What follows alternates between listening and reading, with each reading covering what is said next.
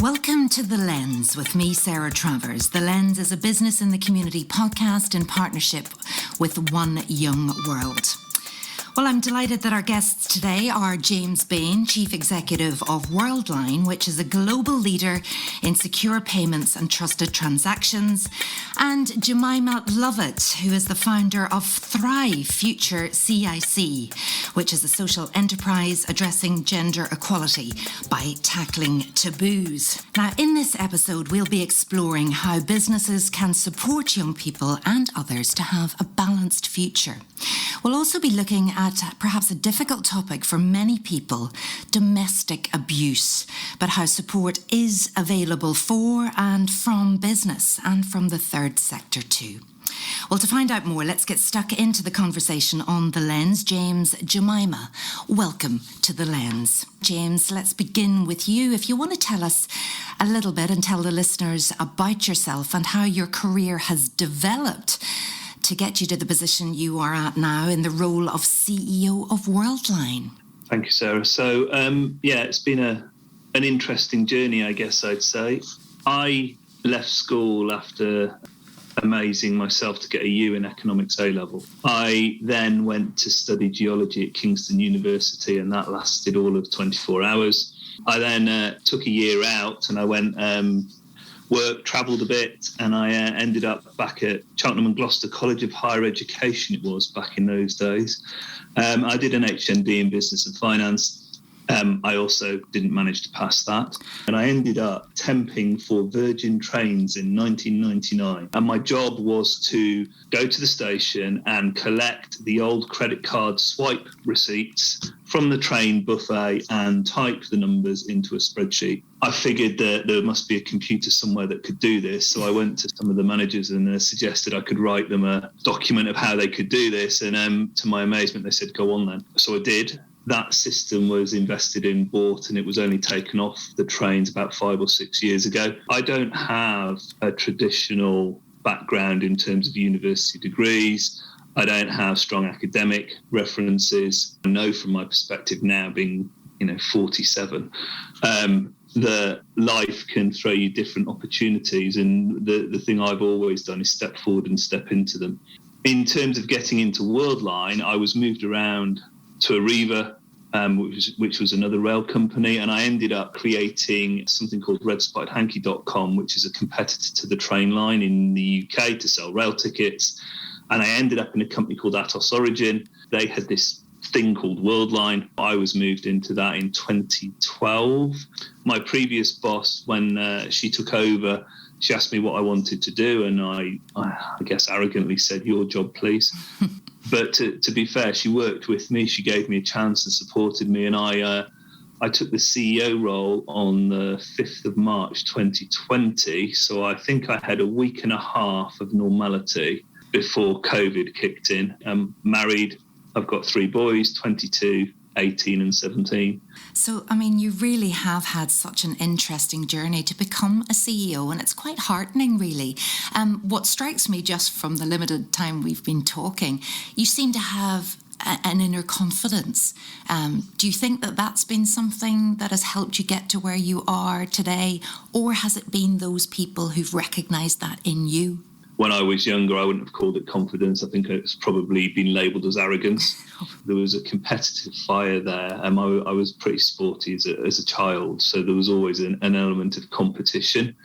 From a family perspective, we had some challenges financially, etc. And I always wanted to strive to make sure I didn't run that same risk. The one thing I would say is I was given a chance. I wasn't asked to prove I had an academic list of certificates the length of my arm before I was allowed to do some. The first story at Virgin, it really was somebody gave me a chance, and I took that chance. I'm determined now I'm in the role I'm in to be able to do that for the younger generations coming through, because at the end of the day we all age, and as morbid as it may sound, we will all die eventually.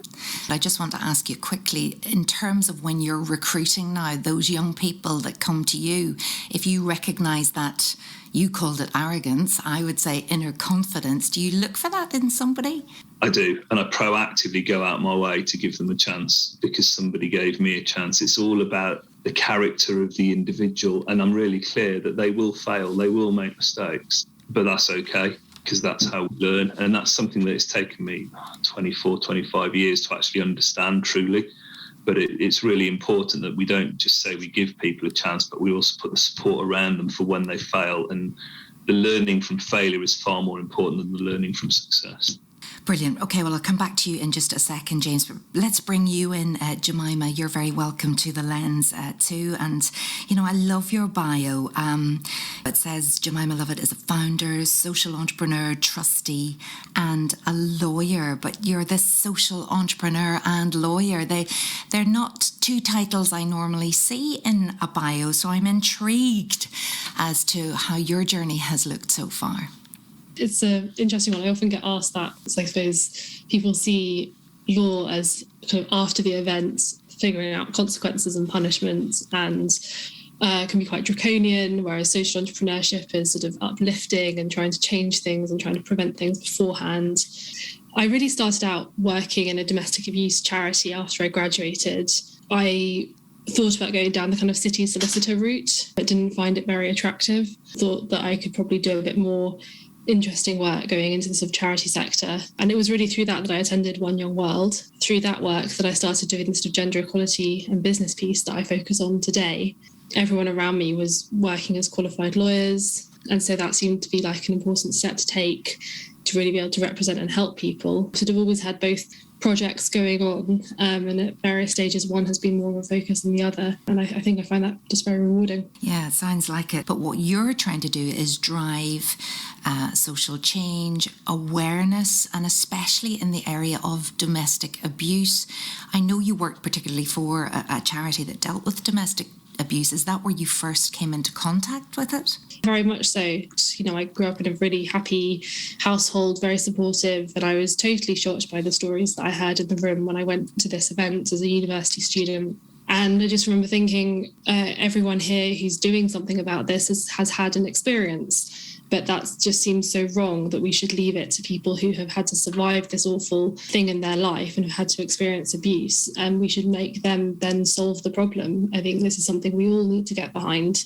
And we all need to do something, because it feels like a sort of matter of luck that you haven't had to experience it yourself. Well, the focus really of this episode is about creating a balanced future. Yes, we're talking about recognising, and we will talk to you more about recognising domestic abuse maybe in the workplace. But if we just focus on the young people and creating a balanced future, first of all, James, you've already talked about, you know, your own personal story leading the kind of boss that you have become now. But you have a passion really for helping young people to get into work. So tell us a little bit about Worldline, first of all, what it does, and about your organisation. And then if you could tell us a little bit about how you make work for young people within Worldline.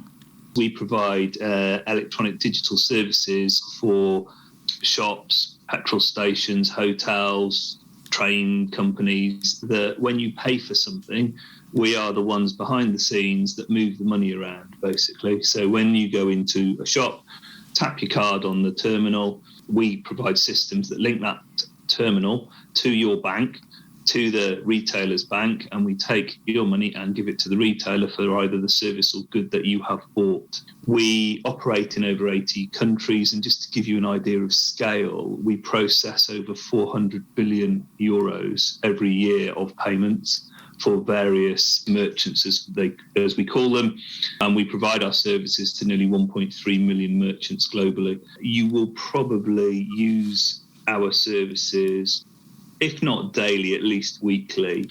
The one thing for me that is absolutely critical is that we have a balance and we have an equality across our workforce, and that also applies to age as well as gender, as well as sexuality, as well as religious beliefs and everything else. But from an age perspective, if I can politely put it this way, we're on the older side of the scale from an average age perspective. So when I came in 2.5 years ago now, wanted to do something to redress that balance. We've gone down the apprenticeship route in the UK. So we now have 22% of our people are on apprenticeship programs in the UK and Ireland, and we've done that over the last 18 months. What we do is when these guys come in, they come in a proper job. They come in and they're doing a job that matters from day one to the services we provide and to the end consumer and end customer. We then support them through their apprenticeship program and learning, and we will take them in from level 3 and we'll take them all the way through to level 6, 7, which is degree master's equivalent, I think, if they want to. If they don't want to, that's not a problem at all. And then they move on and they've got career opportunities inside Worldline that they can go on and explore. Our youngest apprentice that joined us this year only turned 16 last week. Wow. So that scale of age is massive. And what those guys in the younger generations understand about the world, I will never learn. And it's really important from us, for our innovation and our development and our human capital, that we invest in those people. Some of those kids could see in the next century. Their children will definitely see in the next century. I won't.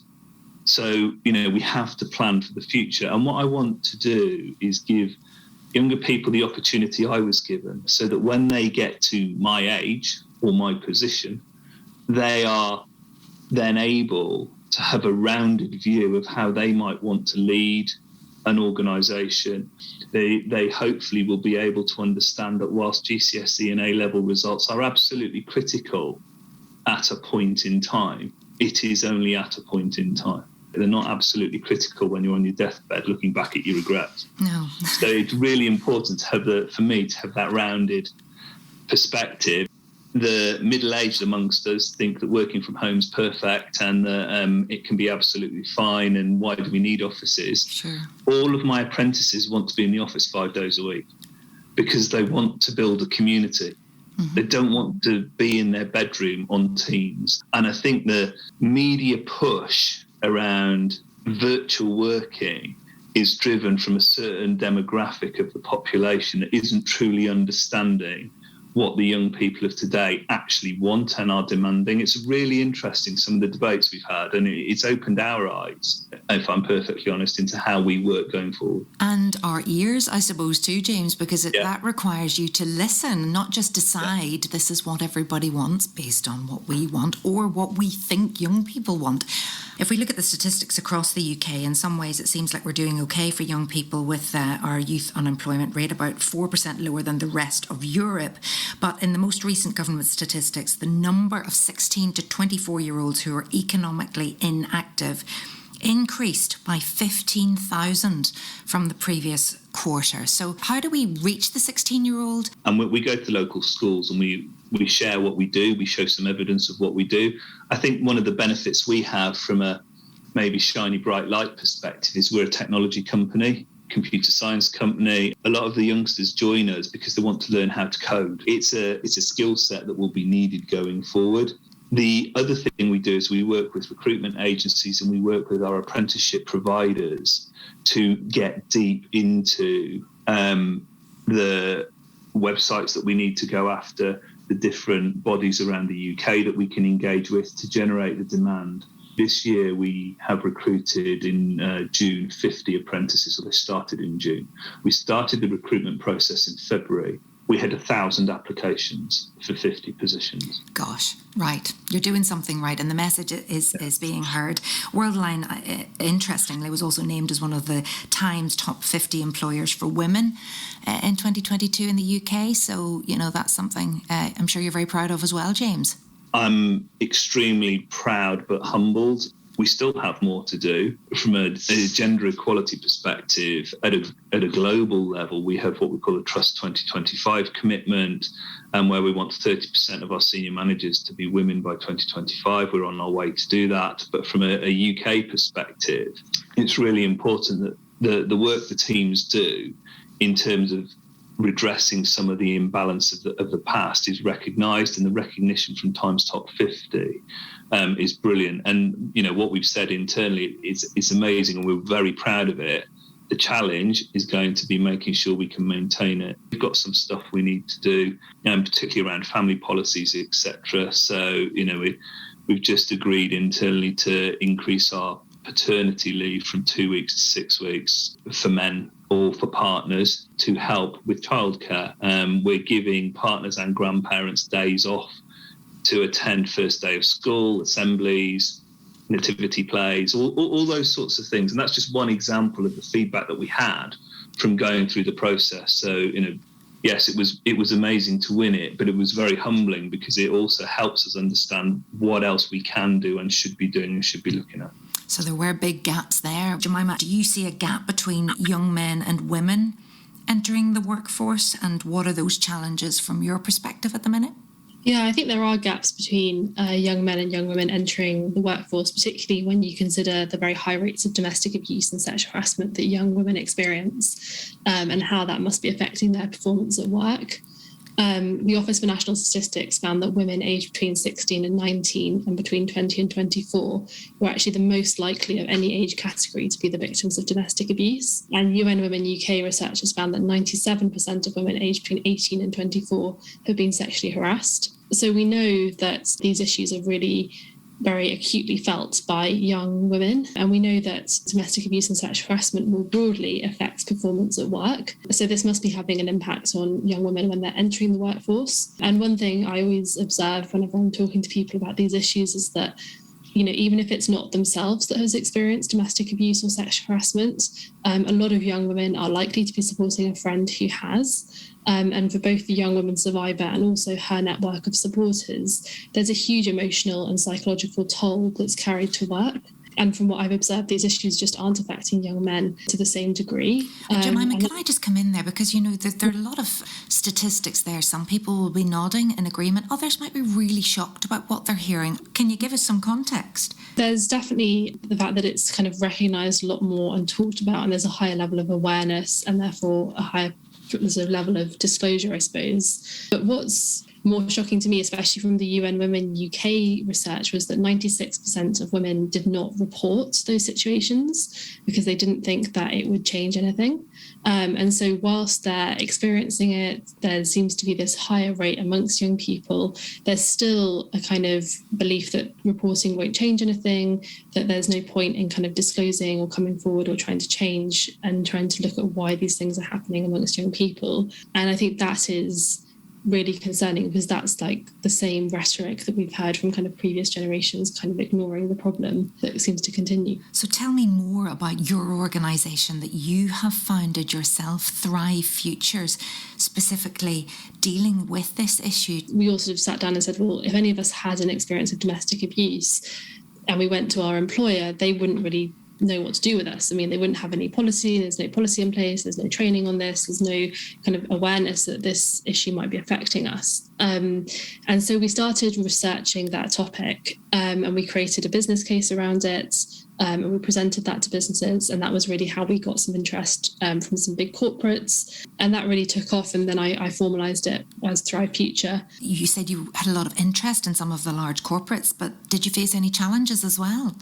I mean, we're dealing with very difficult topics, and they're not ones that businesses gravitate towards or particularly want to talk about. It's not ones that they sort of run at. So there's a lot of time spent persuading businesses to get involved, to join our business network, to attend training sessions, to really engage. In the early days, I had businesses turn around and say, no way, if we run a training on domestic abuse, people will just think that we hire loads of victims. And for a long time, I just really wasn't sure. I know it's really shocking. Some of the responses I had right at the beginning, really uninformed around this topic. And I have to say, founding it in 2020, people always say that sounds insane, but there was a reason why it took off in 2020. And obviously during the pandemic, the issue of domestic abuse was talked about a lot more in the news. The rates obviously went up and it became a much more publicly discussed issue. And I have to say, since then, businesses are much more aware and they're much more prepared to have a conversation. Although we still get a lot of businesses saying, we just don't have budget, we're not prepared to commit to this topic, it's too difficult difficult for us. So there's still a lot of persuasion to do. James is shocked there by that response from some people. James, is it something that you think about as a CEO, about domestic abuse? Yeah, it's something we've actually acted on as well. So we've had a couple of instances where we've had to step in and protect some of our people. For example, we have removed them from situations, and then we've just funded safe, I'll call it safe houses for want of a better term, for a period of time. I'm not very often lost for words, but I can't believe that CEOs and leaders would not, in this day and age, take it seriously. And if it's okay, something that I'd like to ask Jemima, if you don't mind. So I was just, as I said earlier, I've got 3 boys. They were all born in this century. They don't know life without the internet. They certainly don't know life without social media. And, is there evidence that the explosion of social media, for example, has made the situation worse? And I'm assuming there is benefit from social media as well in terms of getting the message amplified that this is not okay. We have to address it and do more around the issue of domestic abuse. But if it's okay, Sarah, I was just curious to learn more from Jemima on the impact of social media, particularly in relation to the use of social media by the younger generations. Oh, I'm interested too, Jemima. Social media is going to create very toxic relationships because it allows people to be constantly accessible, things like Snapchat. And I think Instagram now more recently allows you to have a specific location available. So people can literally track where you are and can come and find you. So an abusive partner has like a very direct access to you, which makes it even harder to provide someone with safety and to sort of get them out of that situation. Social media has definitely also encouraged a much more kind of toxic type of relationship. And I think that we see that a lot in terms of the sort of cases, especially that young women talk about. It also helps, we obviously can amplify using social media to try and reach more people and try and communicate with them. But it does feel like your fighting Thrive's social media presence is going to be much smaller than the kind of perpetration of abuse through social media and the kind of manipulation that can lead to. So it's a big problem and definitely has been a big cause. And, we really need the tech companies to step up on that one and take more direct action. And you're really tackling something that is, I suppose, a taboo issue. And that's where we're at now, isn't it, in the world? We're having to feel uncomfortable because there are things going on that shouldn't be going on in this day and age, and we have to call them out. But, Jemima, how frustrating is it, given the statistics that you've also revealed today, that was it 96%, 97, was it 96 or 7% who say, well, there's no point in doing anything because nothing gets done about it? We have to hear that frustration and understand that. Why is that the case? Yeah, it's 96% of young women have had an experience of sexual harassment and haven't reported it because they don't believe that anything would come from that. And they probably also, I imagine, think that it would be a lot of bother and potentially would backfire on them if they did report it. I think there's a huge amount to be done by our policing services to build more trust, but I would expect to see higher levels of reporting to, say, frontline charities who can provide support services. And our training is always very much about recognising the signs, spotting the signs in colleagues, spotting the signs in clients and customers, but then referring them onto the frontline support services that can provide kind of expert support and a 360 service that someone needs in this sort of complex situation. As a journalist myself and have worked for the BBC for many years, and we were repeatedly covering stories all the time about the failure to prosecute in sexual harassment or abuse or rape cases. So many didn't get before the courts, but it required such an effort on the part of the victim. Obviously, there are people that absolutely need to go to jail or justice needs to be done, but much better that you're actually saying you don't have to be plastered all over news programs or newspapers that this has happened. Exactly. And I mean, as a lawyer, I think it's a huge failing of the system that we don't better support and some of the protections that are only just coming in for survivors of domestic abuse in the family courts. I mean, it's really shocking that that's only just happening now. I think we need to definitely encourage people to go to frontline services as their first port of call, because the frontline service will then also help people if they do want to prosecute and they do want to go through the justice system, because we do need people to obviously report and take those cases forward, but it should always be done within the support of an expert service. Obviously, there can be much more obvious things like physical bruising and things like that. I mean, that's much more obvious, but and then you obviously need to take immediate action to support that person. But more subtle things where you're thinking, this person's just changed their habits, they've changed how they're working, their confidence level has dropped, they don't seem to want to do as much, they're not going for that promotion, which they definitely would have gone for before. Like, what's going on here? Opening up that conversation. And, you know, we've had people come out of our trainings and say, you know, I had started dating someone and they'd started doing all this odd behavior and I felt this change in myself at work, and it was only coming to your training I then realized that's what was going on. It was just the beginnings of this abuse starting, and I sort of was then able to leave that relationship. So we've had people, you know, come out of it and say, actually, it really opened my eyes in my own relationship as well as in others. What if someone reacts badly to you asking that question? Yeah, and you can get all sorts of reactions to trying to have this conversation. And what I always say is it actually takes on average 33 times for someone to try to disclose before they will fully disclose. Really? So this conversation may just be one of those interactions where they have an opportunity to fully disclose, but they don't quite make it. And you're just helping them along the way, and you're sowing that seed that actually support is available.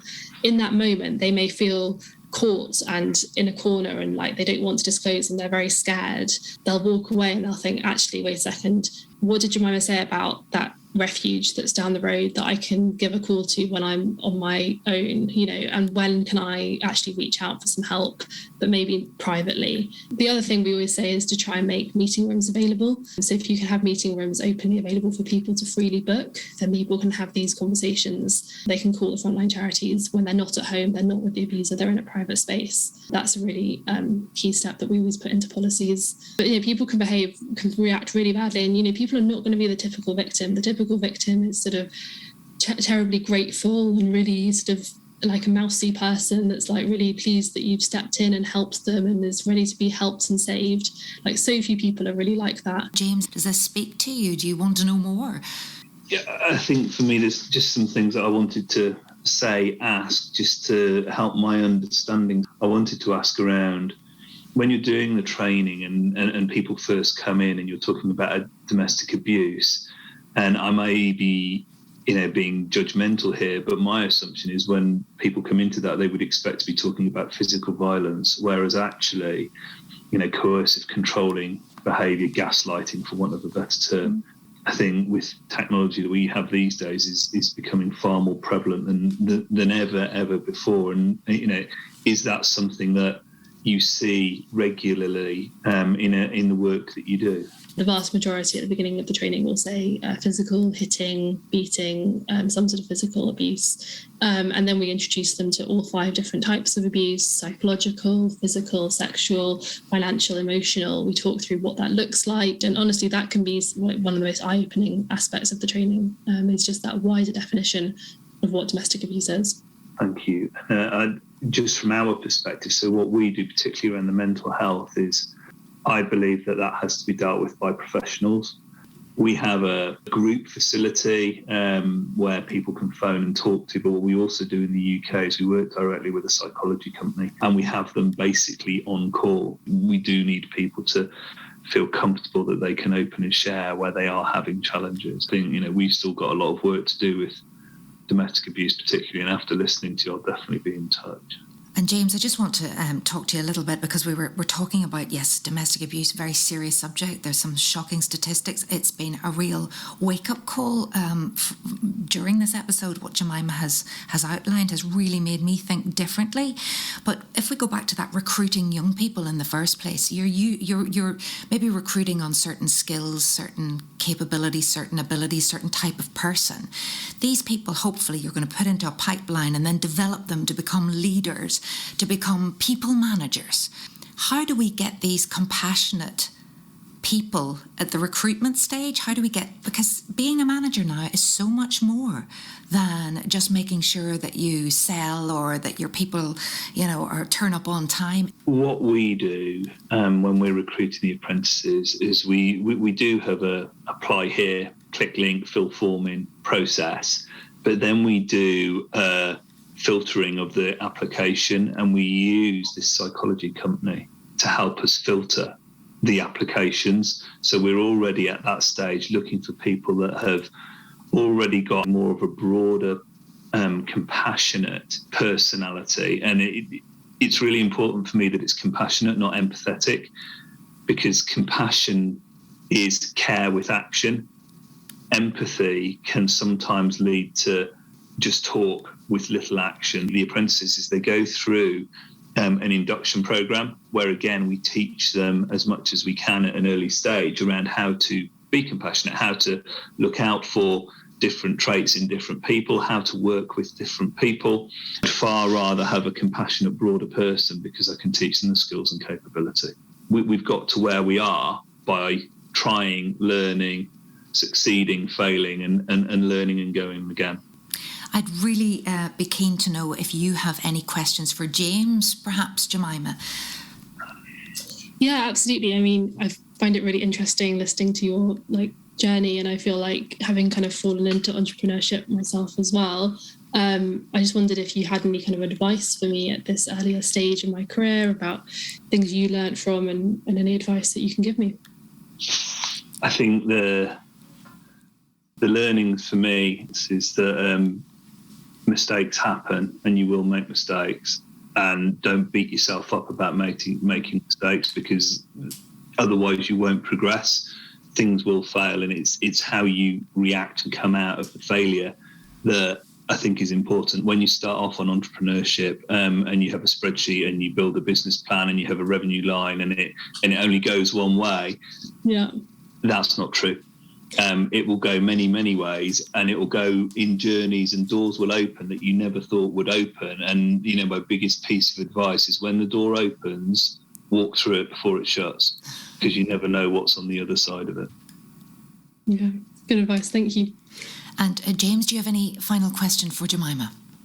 The final question is, what more support would you want from people like me, people that are listening to this podcast? Yeah, so we've launched a business network just a few months ago. So our big ask for anyone who in senior leadership positions to join the business network and to advocate to other business leaders that this topic needs to be addressed. So anything you can do to kind of use your platform to spread our message is so helpful. Brilliant. Okay, well, it's been brilliant to talk to you both about young people and careers and creating a balanced future, but also a psychologically safe future. That theme has definitely been drawn out during this episode of The Lens. Business in the Community is encouraging businesses to demonstrate how they're using their businesses to work it fairer for their people, be greener in their treatment of the planet, and work together with communities. So just finally, how are each of your organisations doing that? Jemima? So we're obviously very focused on the grow piece around helping businesses by providing in-work support through education and training. But we are also looking at the inspire and hire elements. We're planning an employability academy to help people who have left the workforce due to domestic abuse to re-enter it in a truly supported way. And that's a new programme that we're planning on launching later this year. James? The hire and inspire has been the critical piece that we've had to do over the last 2.5 years. We're now in the grow piece. I want to grow my own talent. I want to grow our own and nurture and feed and water and care and look after, because I truly believe that by doing that, we will be providing a future world with leaders that can hopefully take it forward to be a better place. Those Worldline seedlings will be well looked after in the polytunnel. But final question, I ask this to all of the Lens guests. As responsible leaders, both of you at different stages perhaps of your careers, what are you committed to doing more of or less of in the coming year? Jemima? I'm committing to not flying to Europe and to just taking the train. I like that. James? What I'm committing to for the next year, 12 months, is to put more water on the seedlings, as you called them, Sarah. So we will not be recruiting any more apprentices in 2023. We need to establish the ones that we've got and give them a chance to move them forward. What I'm going to stop doing, and we've already moved this way, is constant virtual meetings that can be done with an old-fashioned telephone call or conversation with a cup of coffee in an office. Remember those. Imagine. Yeah, absolutely. It has been a pleasure to talk to you both today. You've been listening to The Lens with me, Sarah Travers, joined by James Bain, Chief Executive Worldline, and Jemima Lovatt, founder of Thrive Future CIC. If your business would like to find out how it can open its doors and have a more inclusive approach to recruitment, or if you'd like support for some of the tougher issues that we've been discussing today, such as domestic abuse and the workplace, please visit www.bitc.org.uk. Thank you for listening. Tune in next time.